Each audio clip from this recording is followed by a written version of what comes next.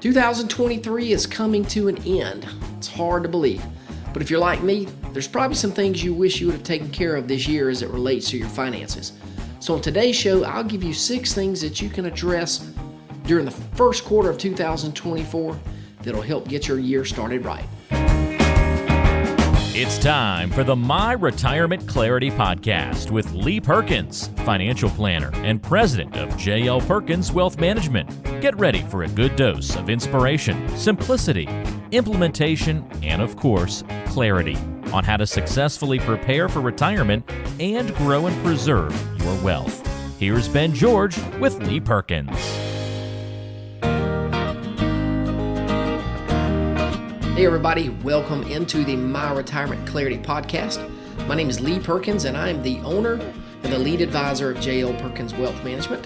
We are located right here in Macon, Georgia, and the whole goal for this podcast is to help you close the gap between what you know and what you implement. I've said it before on the show, we are all drowning in information, but wisdom is certainly in very short supply.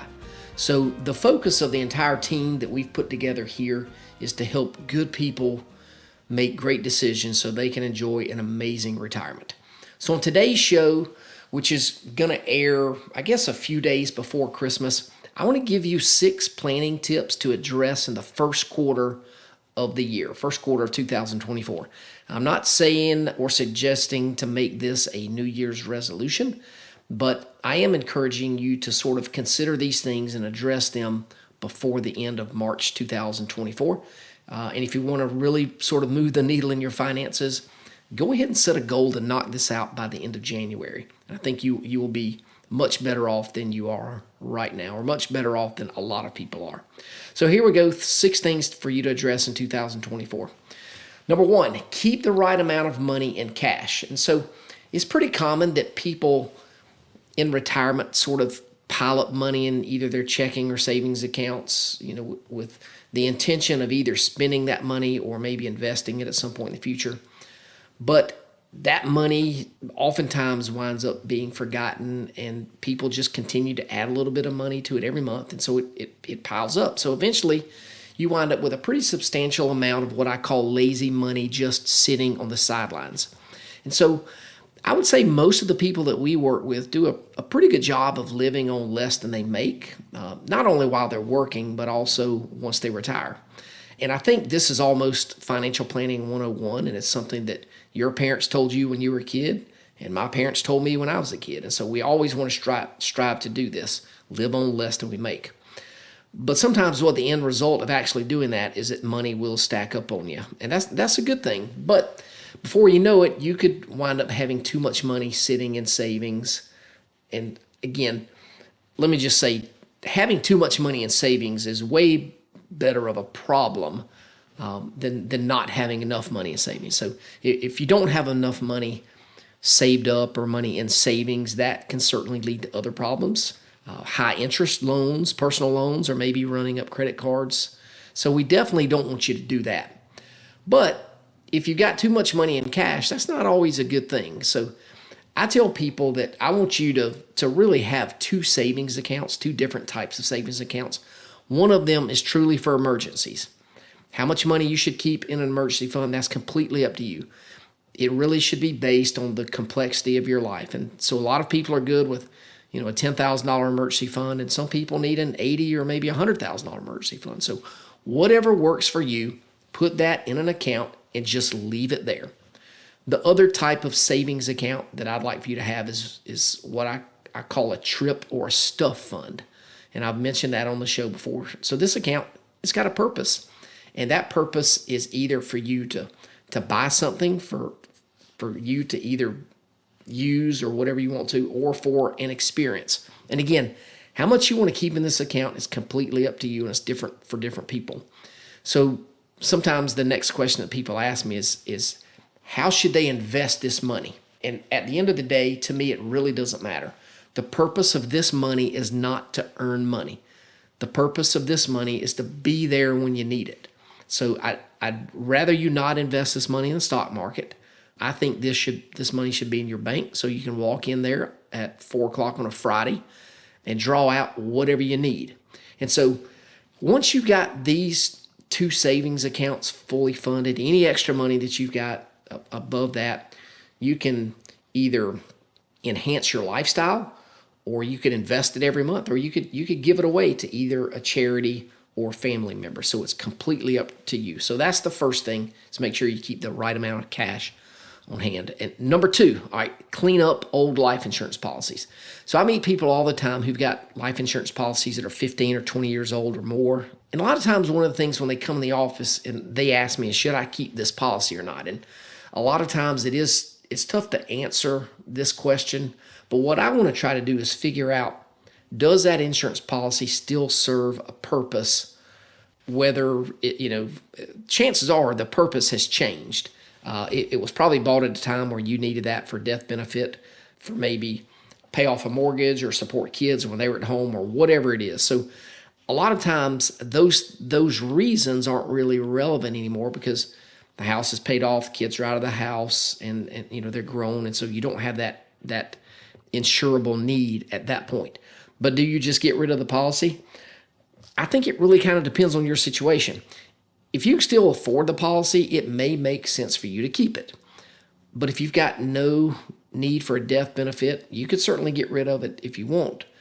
So it's completely up to you. But once you determine whether or not it makes sense for you to keep the policy, you can explore the option. Like if you want to keep the policy, you can explore the option of updating that policy with a newer one.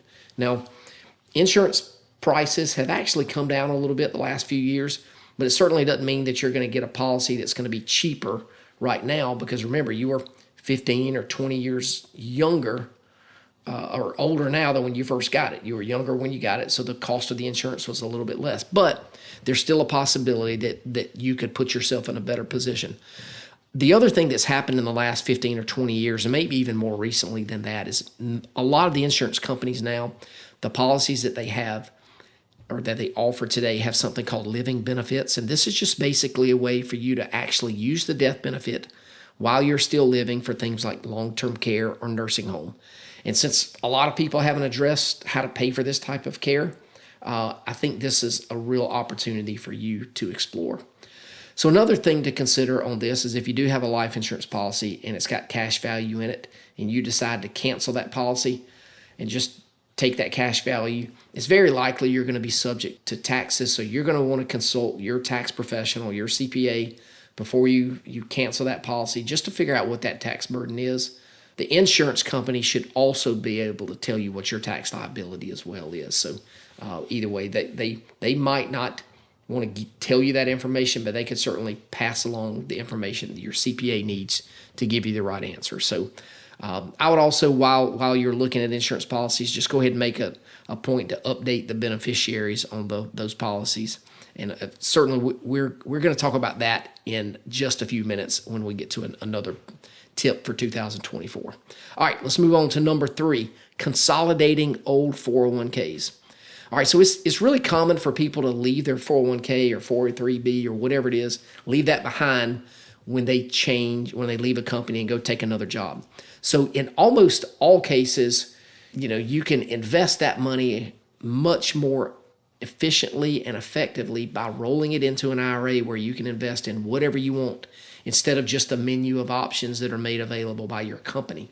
So we see this all the time in the office, and we're actually seeing it more and more nowadays because people don't work at one job their entire lifetime anymore. It's more common for people to just move jobs and switch careers way more often than they used to. So it's not uncommon for us to see people that have got 4 or 5 old retirement accounts from previous jobs. And so what happens is they get busy, life gets in the way, with the other job, they establish a 401k, but they never address any of the older ones. And so I think it's a good thing to just simplify your life, consolidate those old accounts into one IRA that you control.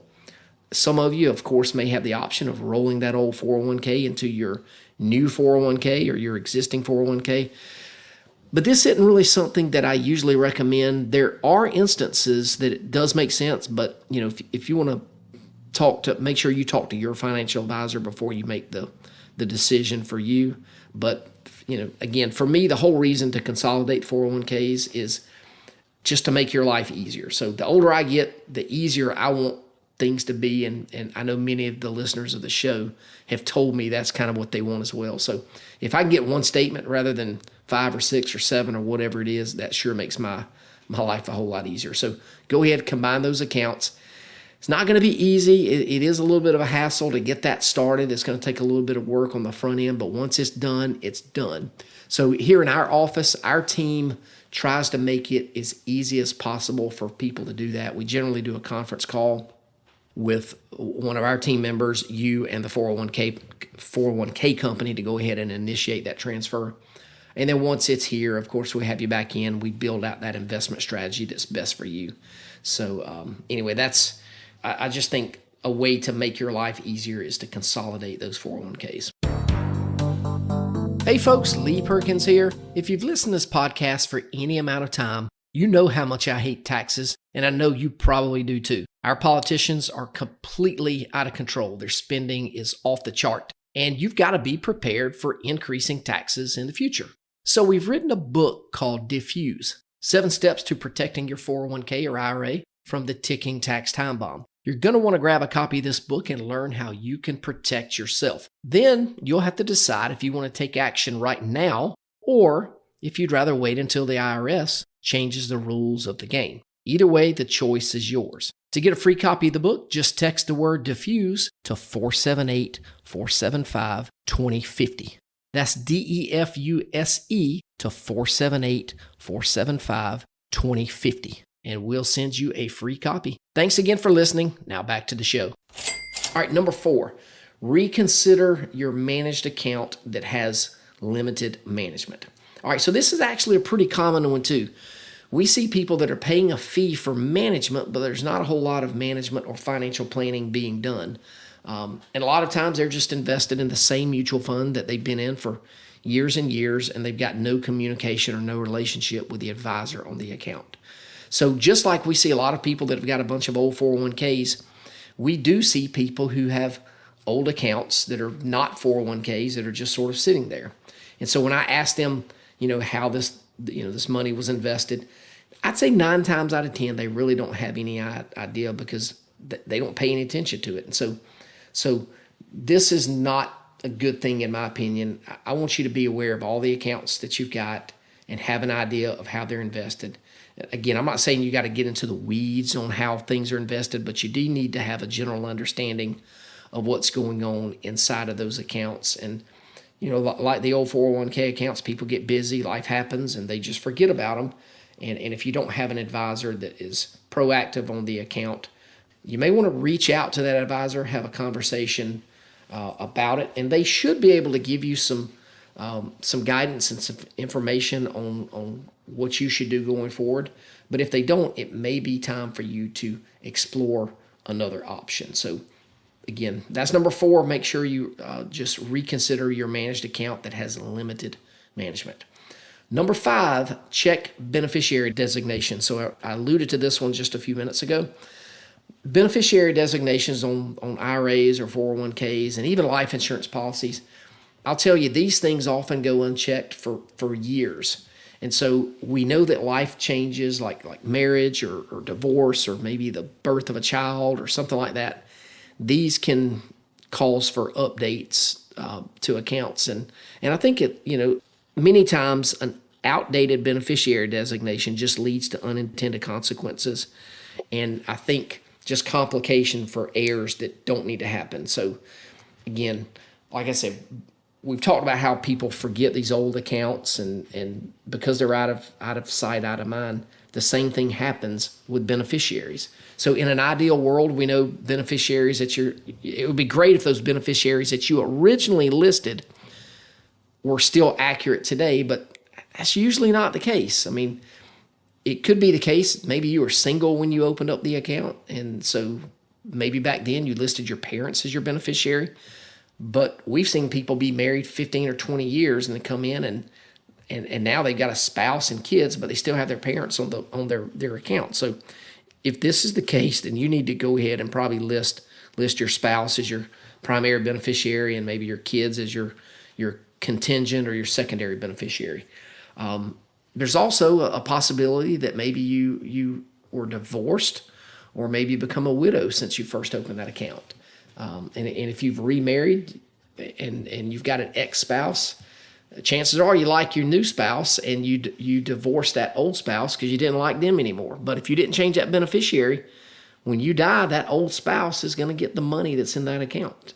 And I know that's not what you want, but that's what's going to happen because it's what's on the beneficiary form. So I would encourage every listener to this show to make it at least an annual habit to check beneficiaries on all your accounts, at least, like I say, at least once a year. Don't make things awkward for your survivors when you pass away, and don't put your current spouse in a bad spot because your ex is going to get what the new spouse should have probably gotten. So anyway, this is one of those things that's too easy for you to take care of for it to go ignored.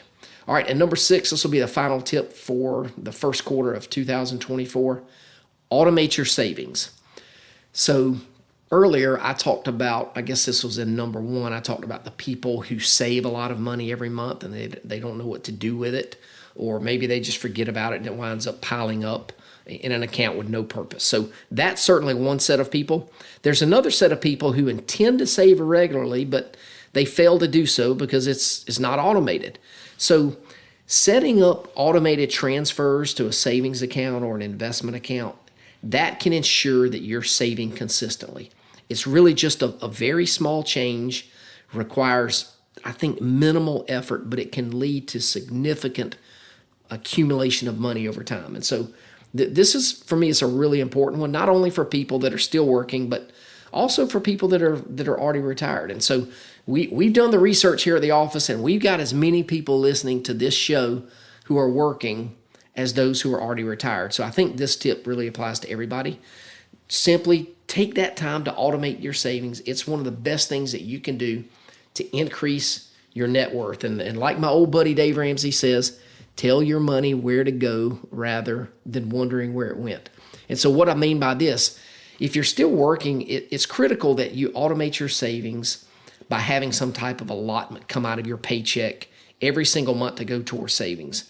Everybody, of course, knows about 401k contributions and how these are automatically deducted from your paycheck, but I'm going one step beyond that and telling you to automate some savings in addition to the retirement into either your emergency fund or your trip fund that I referenced earlier. This way, it just happens, and you don't have to do anything to make it happen. And the best part of this means that you can't forget to do it if it's automatically going to happen every month. So I always say, if you had to write a check every month to yourself to go into a savings account, chances are you're not going to do it. I know I wouldn't, because I've tried to do that before and it doesn't happen. So let me talk briefly. We'll kind of wrap this up on folks who are already retired. So this automation of savings is not quite as easy to do when you're retired, especially when you first start out. But after you've been retired for a little while, and you know you're cash flow positive every month, and you've got an extra $500 or $1,000 a month left in your account, set up an automatic transfer from that checking account to your savings account at the end of the month for that $500 or $1,000 or whatever you're comfortable with. This way the money gets saved and not spent. Because if you're like me, if there's money left in your checking account, man, it just sort of disappears. And I don't know why that is, but it happens. And I know a lot of people can relate to that. So this way you automate that savings, and eventually those accounts are going to be filled up to whatever level that you want them to. Your emergency fund is going to be fully funded. And then once that trip or that stuff fund gets to where you want it to be, then you can go on a trip or go buy yourself something that brings you joy. Or if there's nothing that you want to buy for yourself, go buy somebody else something. Spend the money on your kids or your grandkids. Give that money to them with a warm hand rather than a cold hand, meaning give it to them while you're alive so you can see them enjoy it. So anyway, that's it for today. I hope this has been helpful for you. And remember, my goal for this show, like I said at the beginning, is to help you close the gap between what you know and what you implement. Hope you have a great week, and we will catch you next time. Hey there, Lee Perkins here. If you're like a lot of folks, you've been listening to this podcast for a long time now. But I've got an important question for you. Have you implemented any of the ideas that we've discussed on the show? If you haven't, what are you waiting on? You know you're not getting any younger. So here's my challenge. Don't just consume the content. Our number one goal for this podcast is to help you close the gap between what you know and what you implement. So if you're ready to implement, take that first step today and visit www.talkwithjlp.com and schedule a 15-minute phone call with one of our advisors, and we'll help you close the gap between what you know and what you implement so you can enjoy the next phase of your life. Now is your time. Don't procrastinate any longer. Investment advisory services are offered by J.L. Perkins Wealth Management, a registered investment advisor and insurance agency. Information is for illustrative purposes only and does not constitute tax, legal, or investment advice. Always consult with a qualified tax, legal, or investment professional before taking any action.